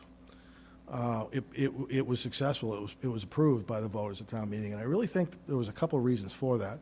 One was my planning director and I spent probably an hour taping a TV show explaining the good, the bad, and the ugly, and acknowledging that in a perfect world, this is something we probably wouldn't want to see in Kingston. However, with some of the unique characteristics in Kingston, with a large, significantly underperforming mall, we were able to identify a location in Kingston for the MBTA zoning that included that mall. We had been working now for the better part of a year with the new owners of that mall, looking to redevelop that property that 10 years ago was valued at $91 million, and in fiscal '25 was valued at $9 million. So it's obviously underperforming. Macy's is closing in a couple of weeks. We talked about the impact of MBTA zoning and having access to a tremendous amount of grants, well over $1 billion in grants that the governor made people aware of, communities aware of a few months ago. And we've been successful already in getting some of those grants. We're working with those property owners at the mall to reinvent that location to more of a live, work, play type of a thing. You're seeing a lot now across the country with these outdated malls that people just aren't going to very often anymore. There are apartments there now. There's a significant commercial developer that I can't tell you who it is yet because it's still top secret, but it's going to be a significant game changer for that particular piece of property, and with more to come. And it's an exciting opportunity to try to see how that moves forward. And trying to keep people aware of what's happening is an important part of keeping people satisfied with the municipal government that you're responsible for operating. Okay. Are there other means of communication that you Sure, very actually, briefly? I'm sorry, I focused on that. So obviously, there's, we do some Facebook stuff that we've, when I got there, our website was painfully outdated. We went out to bid and implemented a new website that we have all the department heads now responsible, or their staff responsible for updating on a regular basis to make sure that all the information on that website is accurate and up to date. I also go to, and I'll be doing it on the 17th, our Council on Aging is having a corned beef and cabbage lunch for the seniors. I did it for Thanksgiving, I did it for Christmas, I'll do it again next week. I go over and serve. I carry the stuff, I carry the platters out to the residents, or the people who are attending, and they get to put a face with a name, and we get to have a lot of small talk during the meal or after the meal, and hear about what the concerns that they have are, and just, again, have people feel that I'm approachable and able to be contacted and have a conversation and communicate with, to try to have them be comfortable. So when they have a question, they feel comfortable asking. And I guess the last thing I'll say, then I'll stop. I'm sorry for the long-winded answers. I've done this in the past. I've done one so far in Kingston. It wasn't really overly popular, so I haven't jumped at it again. I've done a live call-in show where I've had somebody from the local access TV station host with me, and we have a phone number. We advertise it. Anybody can call up. There's no editorial. It's all live. It's unedited, and people can call and ask their questions. I try on my weekly TV show and other ways that I try to discuss things with or share things with the public. I try to be, I like to think I have a pretty good idea what the questions are, but oftentimes when you do these live call-in shows, or you talk to people off to the side, the questions they're asking you is something you probably never even thought about talking about. So having, I'd like to try the live call-in show again. Maybe if, there's a better way to do it, but again, trying to provide a variety of different ways to communicate with the residents of the community so they are aware of what's happening. Okay, great. The next question is it's somewhat related because it speaks to the same issue of communication to some extent, and citizen relations. So for Councilor Loretti, government transparency and efficiency go hand in hand. Residents want to know how their tax dollars are being used and that their concerns are being addressed effectively. Mm-hmm. What specific metrics would you track to measure transparency, measure citizen engagement, and measure fiscal responsibility? If those metrics showed poor performance, how would you adjust course and hold yourself accountable? Well, I guess the last part of the question is easy. I mean, ultimately, I'm accountable for everything, and that's how I manage things, and that's the responsibility I take. If whatever happens, whether I'm directly involved with it or not, it's under my watch, it's my responsibility, and I'll take the responsibility for it. As far as trying to measure metrics, I mean, obviously you have a few different ways I guess I can think of right off the bat. One is, how have you performed, what's going on now in the budget, and how infrastructure is being maintained, how issues are being addressed this year or last year compared to prior years in Kingston specifically. And then you can go out in a more of a macro way. The Department of Revenue of the state and a number of other state agencies have a tremendous amount of data banks that are available that we can look at, work with, measure ourselves to, and if there are wide ranges and discrepancies, try to find out why that is. Again, the buzzword right now is transparency. Again, try to get as much information out there, share as much information as you can. When people go to board meetings, when people go to town meetings, things of that nature, ideally you want to set them up so they understand the situation, understand the topic that's being discussed and being debated, and make an informed vote one way or another. We do something in Kingston just like this community does. If you look on our website, we had a board meeting tonight, the Board of Selectmen meeting. Every piece of public information is posted on our website. And you can go through the packet of information that's been given to the Board of Selectmen, with the exception of executive session stuff. But again, there's nothing to hide. So if you're going to make mistakes, you learn from those mistakes, but you try to make sure that people understand that, unfortunately, our resources are somewhat limited, but you want to be able to show people that you are making a difference, that the money that you're entrusted with from their taxes is being spent as efficiently and as effectively as it possibly can. Okay. You had mentioned right at the outset your background in financial management, so now we're going to sort of dig into that a little bit. Sure. We're interested in your experience with municipal finance and budget preparation. Mostly, I think what we're going to certainly get a handle on that, but maybe we'll get a real handle on that by understanding how much experience and comfort you have in developing budgets, particularly in a challenging fiscal environment. Give us stories about what you've experienced along those lines. Sure. Welcome to Fiscal 26, right? My background before I became a town manager was a finance director in municipalities. One of my biggest strengths, in my humble opinion, is my financial capabilities, my ability to put together a budget, understanding not just what the impact of what's being proposed, in this case in Fiscal 26, is going to be, but also what the impact to future fiscal years are going to be. It's easier to balance a budget if you're not thinking about what the long-term impacts of those budget decisions are.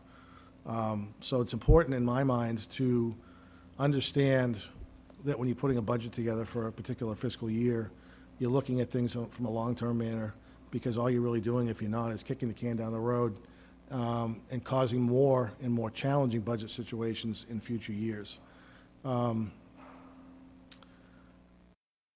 Again, I've been putting municipal budgets together now for a long time, close to 30 years in one position or another. As strange as it may sound, it's something I enjoy. It's a challenge. It's a puzzle. I think as some of the things that we've had to look at, obviously over the last couple of years, we've had some of the same challenges that Bridgewater's facing. Our water commission a year ago put a moratorium on new connections because we don't have enough water, and we don't have any more water to sell. So our new growth went from $1.5 million 2 years ago to $400,000 is estimated in fiscal '26. That's that's $1.1 million in spending we don't have the ability to use.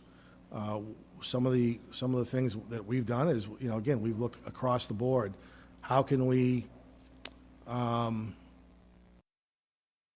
find savings through efficiencies? We've because of the water moratorium, we've had very little activity in the planning department. There was a part-time assistant planner position that's been eliminated. When I was hired in Kingston, there was an individual who was an employee of the town, worked in the selectman's office, was told that they would be made an assistant town administrator once the town administrator was hired. I honored that. We gave that individual a 3-year contract. 3 years went by, and last January, I couldn't justify an assistant town administrator. There wasn't enough work, in my opinion, for that level of position. So I had proposed to reduce the level of responsibility and reduce the position title to properly address the needs. And I did that for a couple of reasons. One, and probably the most important one, was I couldn't look at my management team in the face and say that I was doing everything I possibly could to save money, asking them to do the same if I wasn't willing to do the same thing. I made those cuts. Ultimately, when we got down to the last couple of meetings, there was still a need to cut a little bit more money. I ended up eliminating the position altogether, which has put a more significant burden on me, or on the town administrator position and the other staff members in my office. But we have worked through that. We found ways to do things better.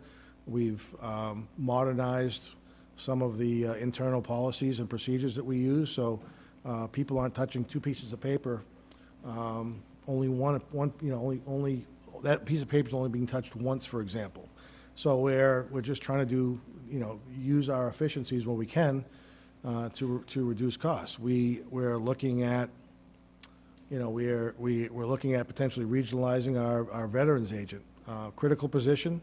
We have a community that's next to us that may be interested in doing so. They're more interested in doing so after I was able to take their veterans agent from them because she was a resident of Kingston and wanted to come work for Kingston. So now they're more apt to work with us and regionalize, and I spoke to the manager today about that. There's a lot of different things we're looking at. We're cutting back services where we can that have as little impact on town services as possible. Our transfer station's open on Monday nights right now till 7:30. It's not used very much. There's only a handful of people. We're eliminating those 3 hours, reducing 3 hours of overtime times 2 people times 52 weeks a year. Those little amounts add up. And we'll be successfully presenting a budget in fiscal '26 without an override. And an override is coming, but we've been able to responsibly propose a municipal budget that won't need one in fiscal '26. Councilor Lundy. Perfect segue. Override train, it could be stopping here sometime soon. What do you do when you hear that word? How do you manage the budget and, using your experience? Sure. I mean, it's something that, and it doesn't sound like, it's a surprise. It's a situation, if you are properly planning the financial needs of the community, knowing the challenges that you're facing right now, whether it be water in your case and in mine, or other factors, you're aware that a year or two in advance. I mean, I made my department heads and boards aware of the financial challenges we were going to have in fiscal 26 2 years ago. Because when I heard water moratorium and reduction in growth, it takes away a huge piece of available revenue that can be used to fund a variety of projects. So while it's not a surprise, it should be a last resort. And, from my point of view, the situation that we're in with the water situation, I'm hoping it's temporary. It's going to be a longer temporary than I wish it was. So we may need to look at an override next year. But I look at it more like, in a very simplistic way, there's an income loss in your home. Do you go out and get a loan? Or do you try to find ways to reduce spending and find better ways to provide the services that the community needs to have and expects to have, and try to hold the line for a period of time until the economy turns around, or, again, not to beat a dead horse on the water, but we get a new well online, and it creates redevelopment opportunities to increase your tax base and your new growth. Any other questions you have? Okay. You mentioned earlier about something about a 5-year forecast. Do you do a 5-year forecast? Yeah, we do one. I started one when I got to Kingston. Frankly, I worked with DOR, Department of Revenue, who was kind enough to take it on as a project and hand it over. It's incredibly thorough and great deal of depth. But it's something that we look at and use in talking about budgets and talking about collective bargaining and what we think the community can afford over the next typically 3 years. So it's a tool that it probably doesn't get used as much as we'd like it to, but like a capital improvement plan, it helps you plan out how you're going to fund the necessary expenditures of the community moving forward. All right. Well, you said the magic words there, capital planning, because that's our next topic. Councilor Chase has asked this is one of the more important or one of the more pressing issues here in the town, as you've already identified, that infrastructure. And so we want to go into this in a little bit of detail. Sure. The town has some major infrastructure issues related to water, wastewater, road projects. Current needs threaten the ability to accommodate, and you've really already spoken to this, current needs threaten the ability to accommodate new growth, which is the engine which could provide the necessary additional revenue to pay for the infrastructure. How do you break that vicious cycle of needing the infrastructure, but the lack of infrastructure prevents you from generating the growth that you need? It's tough. Kingston just finished a wastewater plant expansion, basically almost doubled our capacity. The way we did it, or the way the sewer commission did it, was reach out to businesses and residents that were within the sewer district that weren't connected, and to try to get a commitment from them that if a wastewater treatment plant expansion was approved, that they would commit to connecting, paying a betterment, their share of a betterment towards the overall cost of that expansion. In Bridgewater, I think you've got some opportunities to talk to the Commonwealth and ask if there's any opportunities to utilize some of the available wastewater that's at I believe at the correctional facility. Can you have some of Does it make sense to look at, the Bridgewater State University property and transfer some of their wastewater flow to the correctional facility to try to maximize the asset that's already there? Far less inexpensive, I think, than expanding plants and running new lines. Maybe that doesn't make the most sense. Maybe there's neighborhoods or other businesses, in the area of the correctional facility that you could divert the flow from the town wastewater plant to the correctional facility wastewater plant. Again, you're talking about trying to work together. You've got a number of resources in town and a number of partners in town that you want to try to work with. I'm assuming that Bridgewater State University is a pretty large user of your water supply. How do you work with them to try to expand the available water and do it in a manner that doesn't cost them any financial burden or any more than you need to, anyways.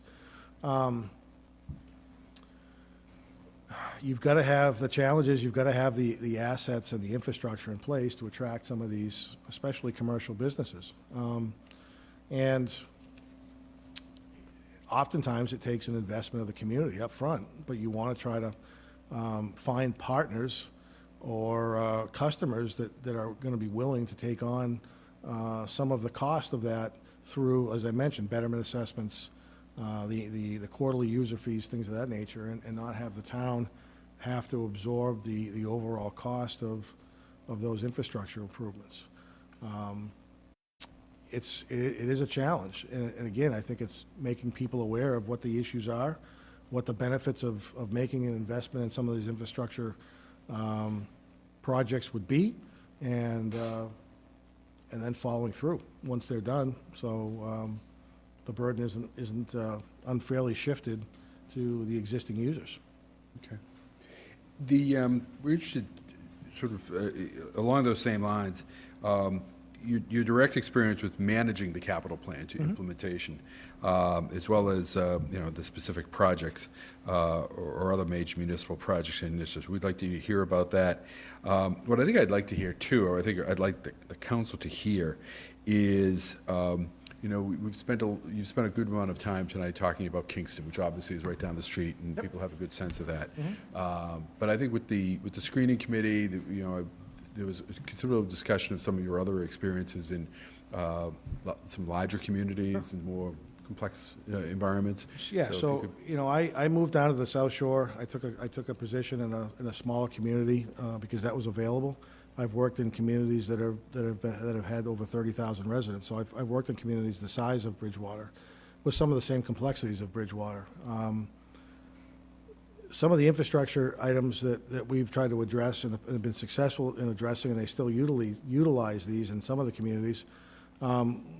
We had some of the same road condition challenges as you're facing in some of the roads here. And again, every situation is a little bit different. I'll just explain the way we did it. It was costing more money to appropriate a road budget on an annual basis that was barely enough to make minor repairs to the roads, taking into consideration that every year there is an inflation factor in the materials and in the labor to lay new pavement, to reconstruct a road, what have you. What we did was we ended up doing proposing a bond, paying over 10 years, and this is specifically for road and road infrastructure improvements. We used software that was developed by an engineering firm that helped identify the conditions of the roads town-wide. You could put in any number of different scenarios that you wanted to use for examples, and we ultimately dialed that down to bonding $6-7 million over a 10-year period, knowing that the interest we were paying on that debt was less than the cost than the inflationary factor that was going into the supplies and the services that were being provided. So what it did was it allowed us to address some of the more critical roads, get those improved and repaired. pay it down over a 10-year period, which is typically the length of time a road can survive without any significant sort of work, repaving, crack sealing, things of that nature. So we didn't extend the debt longer than the life of the road. And then after those 10 years, you had the ability, if you wanted to do that, to go out if you needed it, to put another layer of asphalt on it moving forward. That's one example. There's an example. I was the town manager in Salem, New Hampshire. If anybody's been to Salem, it's right on the border of Massachusetts, off of 93. It takes advantage of the no sales tax situation in New Hampshire, and there is a significant commercial tax base there because of that. One of the larger properties in the community that was commercial right off the highway was the old Rockingham Park that used to have horse racing there. That property sat dormant for a long time. There was a lot of discussion for 2 or 3 years about trying to legalize gambling in Salem, which would have, or in New Hampshire, excuse me, and the location would have been in Salem. I don't think that was the best use of the property in my mind. It would have been a great source of new revenue, certainly, but long-term for the community, I don't think it was the right move. Ultimately, a private developer went in and bought that property, cash, and has developed that property into a kind of a live-work-play situation where you've got retailers, you've got condos, houses, apartments. We had to work with that developer to make sure that the infrastructure needs that he had, and they were significant, whether it be water, sewer, road infrastructure to get in and out of the property was appropriate, and make sure that, very candidly, that developer, that we could assign a defendable cost to that developer to assist with the cost of making those improvements, because they were being made primarily to support the development that he had presented or proposed and has been exceptionally successful over the last 5 or 6 years. So it's a team approach when you can. You try to look at all the assets you might have available to you, and then try to make the best decision moving forward, how to best address the need. Thank you. You've actually led us right into Oh, good. another sub-part of that question, and it related to infrastructure and finance. And the question, as I had originally stated, it was beyond an operational override or various possible debt exclusion measures, what other tools are available to municipalities to fund critical infrastructure needs? And you've touched on a number of items there, one of which, for example, the bond offering that you made reference to. So I'm just wondering if anything strikes you as something that could potentially be particularly useful for our circumstance in Bridgewater. Sure. Again, one of the benefits, I guess, of being an MBTA community is you have, or Bridgewater has, access to a significant pot of money that's been set aside by the state that you can apply for grants for, or short-term, or excuse me, inexpensive, low-interest loans to address some. Revolving fund. There's some revolving fund funding available through water and sewer, certainly, but there's also some community development grant money through the Community One Stop program that they've kind of put together at the state level now. You can apply for a significant different types of infrastructure improvements, road improvements, sidewalk improvements. I think your downtown area could be a project that could certainly be eligible for some grant funding to supplement whatever local funding is needed. Oftentimes, the state looks at a community to invest money in the engineering for a project, so it's quote-unquote shovel-ready. You can apply for grant funding. You can even apply to be on the state's five-year plan, but you've got to be shovel-ready and ready to go. But if the public can see that you're applying for, and in often cases, getting grant money. People are willing to wait a little bit, knowing that 2 or 3 years down the road, there'll be some major improvements in different parts of town using grant funds to supplement that. The other thing, and I think it has a little bit to do with this, and if it doesn't, I apologize. I had a really good conversation on Sunday with a couple of people about trying to form some sort of a collaboration, and it may have already been done, so excuse me if it has. Bridgewater obviously is the property that state facilities occupy in Bridgewater are not providing the same level of revenue that private companies could provide, or if they were private businesses on those properties. It's not unique to Bridgewater. There are obviously other communities throughout the state, some that you could potentially partner with and try to go to the state with your local legislators and senator to increase the amount of funding that the state provides each community that has these state facilities in them, to have those revenues that come in be a little bit more consistent with what these properties may be able to derive for revenue if it was a private business on those sites. I've often found if you can collaborate with some of these communities, the legislature, your senators, are more apt to listen, because it's a group of people. It's not just one state rep and one senator and one town manager and a planning board member. It's 4 or 5 or 6 of representatives from each of those communities meeting and having those state senators and state representatives presenting these sort of options and ideas for funding to the appropriate parties in Boston with the hope of gaining some traction there. Again, I would rely on people who've been here a while, whether that option's ever been considered or not. But I think it's viable. I've seen where regional projects are much more apt to be funded and are much more accepted, I guess, than a community going in on their own looking for money. So I think that's an opportunity that should be at least considered if it hasn't been. So I hope that's not too far off topic, but I wanted to get in it somewhere. And we're almost over, I think. So. Can you talk at all about your, we probably should have taken this up when we were talking about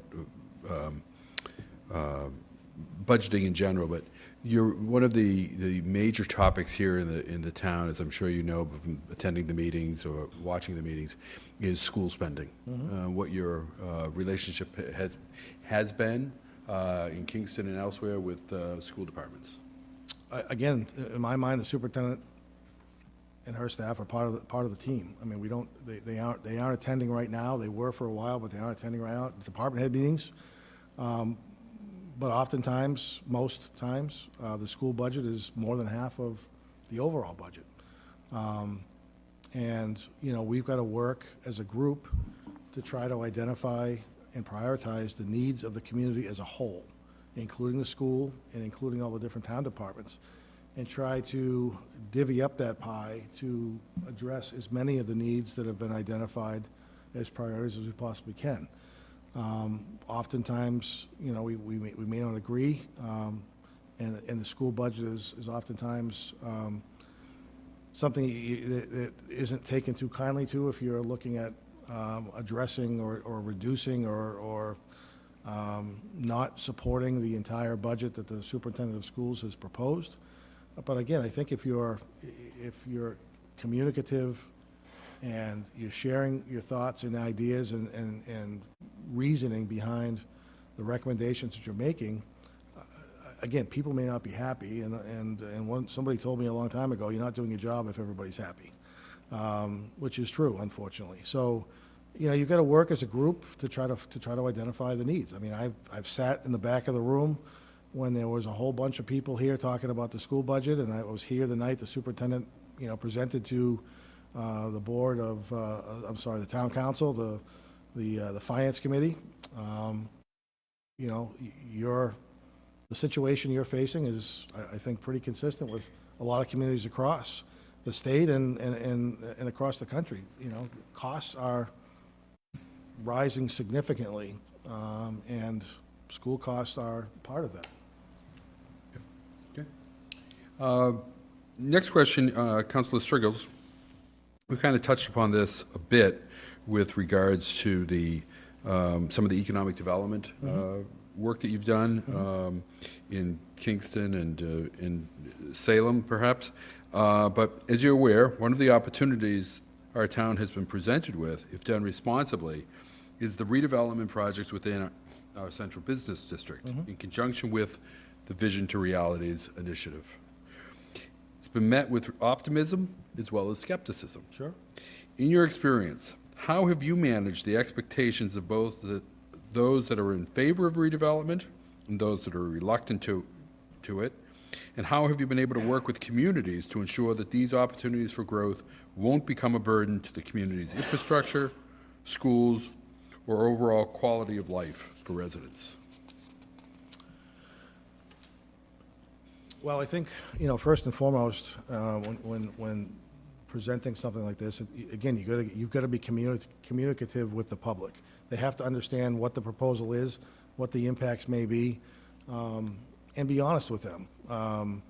And if you tell the public that you know, certain characteristics about a potential development, you have to make sure that those are accurate, and follow through with.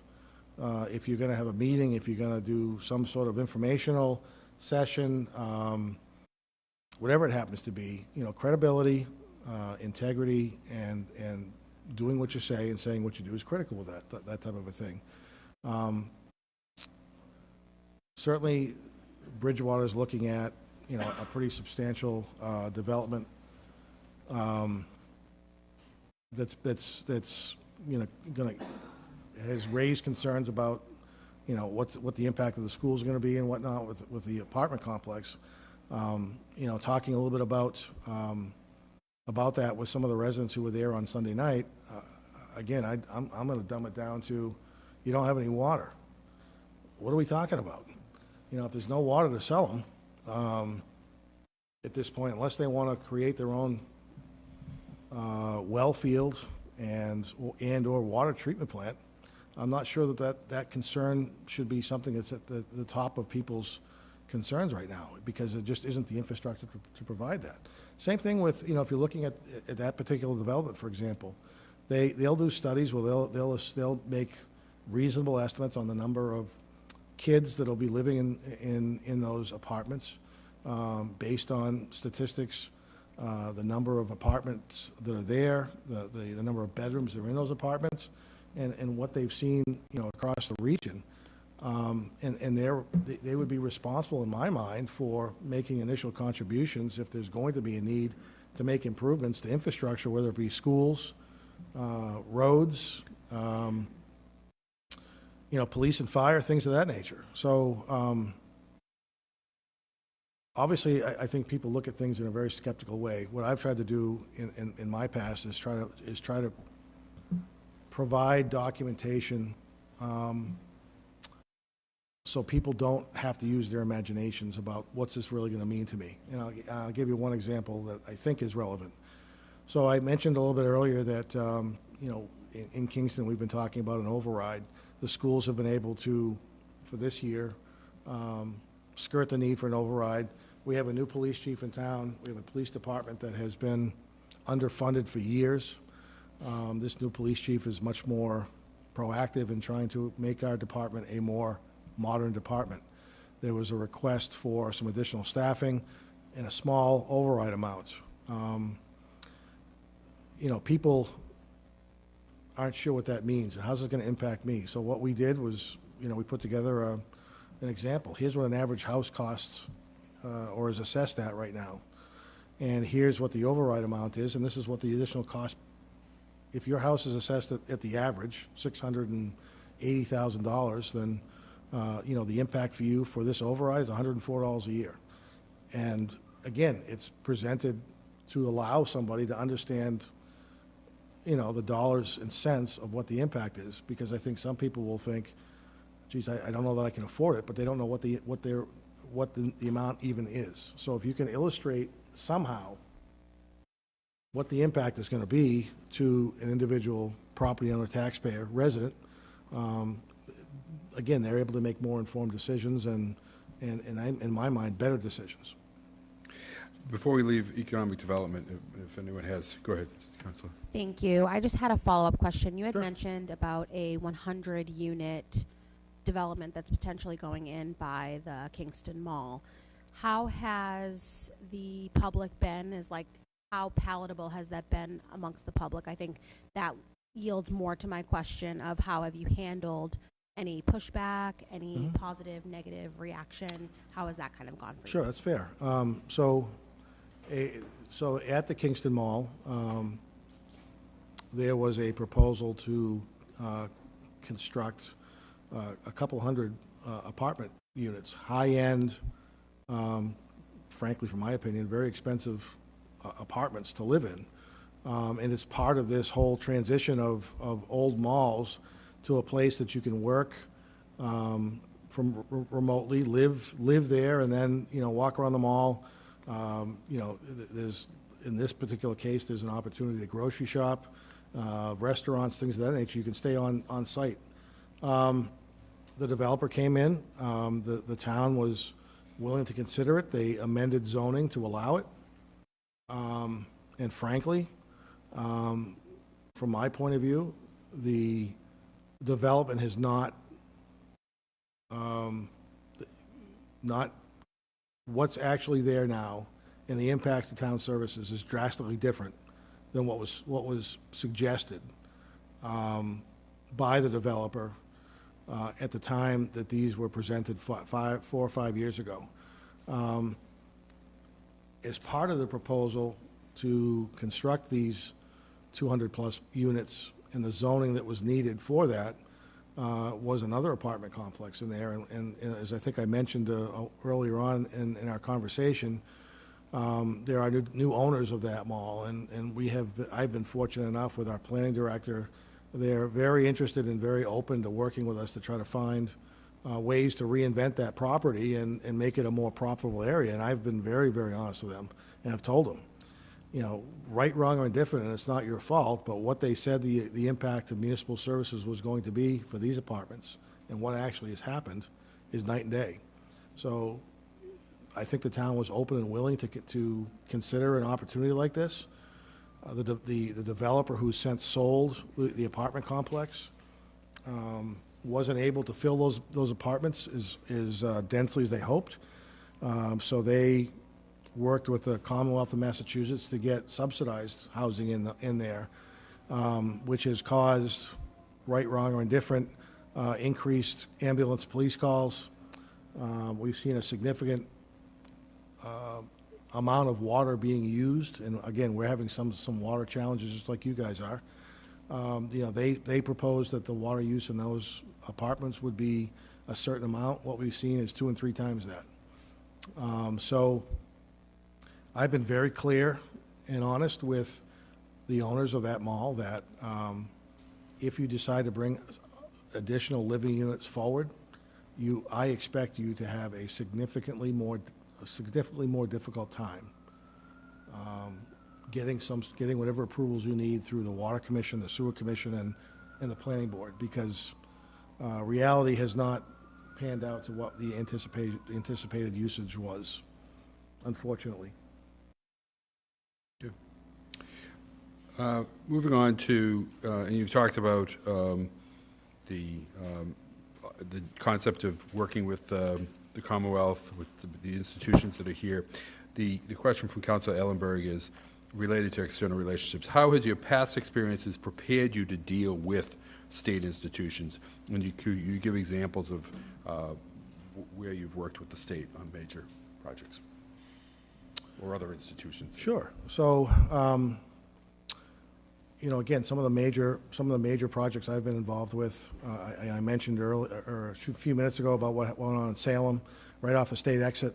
We had to work in collaboration with the state of New Hampshire Department of Transportation When I was in Merrimack, there was, and I apologize, I don't remember how big this outlet mall was, but it's 200,000 or 300,000 square feet. It was exceptionally confrontational. The property was zoned to allow this sort of building, but it abutted a neighborhood that had no development behind it ever before. The property, the topography of the land allowed the houses that abutted this outlet mall to, it was 40 or 50 feet higher than the outlet mall parking lots, rooftops. So the concerns about noise, concerns about traffic, concerns about light pollution, those types of things, really were buffered significantly by the topography. But again, having to work with the state of New Hampshire Department of Transportation to address and work with them to make sure that improvements to get the customers into that outlet mall address water and sewer needs, was part of an overall project at both the local and state level. We had expansions back then of Interstate 93 when you get over the border of New Hampshire, working with DOT to address and minimize the impacts to the community by increasing both the northbound and southbound lanes. Intuitively, the state wants to help and work with you, but they're limited as to the resources they have as well. I think if you bring a well-thought-out plan and try to present your proposal to them in a professional and civil manner and in a collaborative way, they'll absolutely do what they can to help you out. That's been my experience in both New Hampshire and Massachusetts. I just have a follow-up Sure. question, and that is regarding our water situation. Are you aware of the fact that BSU uses our town water, and do you have any ideas about how that whole situation could be managed? So I don't know how specific I can get. I certainly recognize that the university is a water user of the town of Bridgewaters. Are there opportunities to work with the university to try to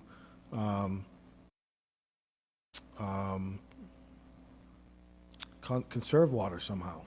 I'm not sure how aggressive the university has been in trying to, install water-saving, utilities, toilets, showers. Are they aware when and if there may be leak issues, leak detection? When are they allowed to irrigate their fields, for example? And if they are, when is that happening? And how can we work with them to try to allow their fields to stay pristine while providing necessary drinking water to current and future businesses and residents of Bridgewater? They're a major user, and they've got to understand the impact that their growth and their use of that water is minimizing the ability of this community to, develop and redevelop areas of town that need to use municipal water to be successful. Hope that answers your question. It does, thank you. You're welcome. Final question for Councilor Perry. Relationship with the town council. You'd mentioned earlier that you'd worked with the council before in Merrimack and Bedford. And of course, right now you're coming from a town with a select board. But what do you see as the best way to communicate with and manage productive relationships with the 9 members of the Bridgewater Town Council if you were appointed town manager? So my responsibility is to keep the 9 of you informed. To me, the worst thing that can happen is something in town happened that the town was involved in somehow, and you hear it from a guy at Dunkin' Donuts, and are surprised that you weren't aware of that. My role as town manager is to provide you with as thorough and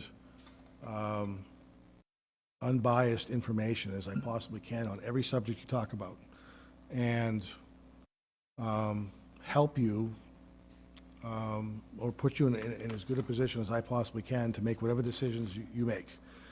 I would, if I was selected as town manager here, I would want to sit down. One of the things I'd want to do with the board is sit down and find out, how do you want to be communicated with? You know, I often send out, in Kingston and other communities I've worked in, you know, the board we've used email, certainly, and in some cases, text messaging now, to keep you aware of what's happening and make sure you know what's going on in town.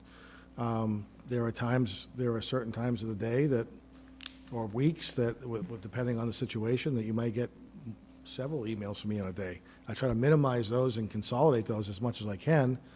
But you know, this is your community. You make the decisions. In my opinion, I am a supporting actor that is here to work with my staff to address and aggressively and proactively try to solve the problems of this community, whether they be now or in the future, and put this community in a position so it prospers for years to come. Every year there's going to be a new challenge, but if we work together, if we communicate well together, and we plan properly to try to address some of the larger issues and infrastructure needs that this community has, this community can be one that people are very, very jealous of, and I would love to be a part of that. Well, having said that, do you want to take 2 more minutes and elaborate a little bit with any closing statement? I've talked more on Sunday and today than I've talked in a while. Again, I just want to, I guess, first and foremost, thank the 9 members of this board, council, for taking the time tonight. I know you guys have busy schedules. You were out a couple of nights ago. I was really impressed. I've been really impressed with my interactions with a few employees that are currently here.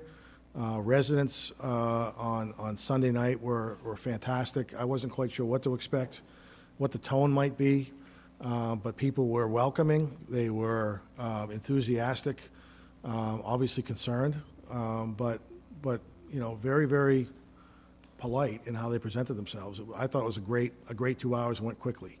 One of the questions I guess I'd just like to finish with, I was asked, you know, where are you in your career? Well, hopefully I'm near the end, frankly, and I think you'll see by the color of my hair that I can't lie about that. I have 10 years of, I plan on working for another 10 years, and what I said to the gentleman who asked me this question, who happened to sit on your charter commission in 2010, I want to work 10 more years, and I want to work 10 years here. And if there's a concern about me wanting to stay here 10 years, I'd be happy to have a conversation with this council to find a way to give you the comfort you need to be comfortable that I will be here until I'm ready to retire 10 years from now. So I look forward to hearing your debate next week on what you want to do. And again, I just thank you very, very much. This community is amazing, and you guys are doing a great job. I know how tough it is to be an elected official, and this community should be proud of how this council presents itself. Thank you. Very good. All right, thank you again, Keith. And so that'll conclude our interviews for this evening. We'll obviously reconvene next week to deliberate this. No, thank you so much. And again, comments from the public we'll be taking at our meeting next week. So with that, I'll ask for a motion to adjourn. Motion to adjourn. Second by Ms. Striggles. All those in favor, please signify by saying aye. Aye. Any opposed? We are adjourned. Thank you. The TF? Yeah, I can send it. Okay. Sorry, I'm speaking on the mic. The what? Yeah, I'm going to send it with the memo.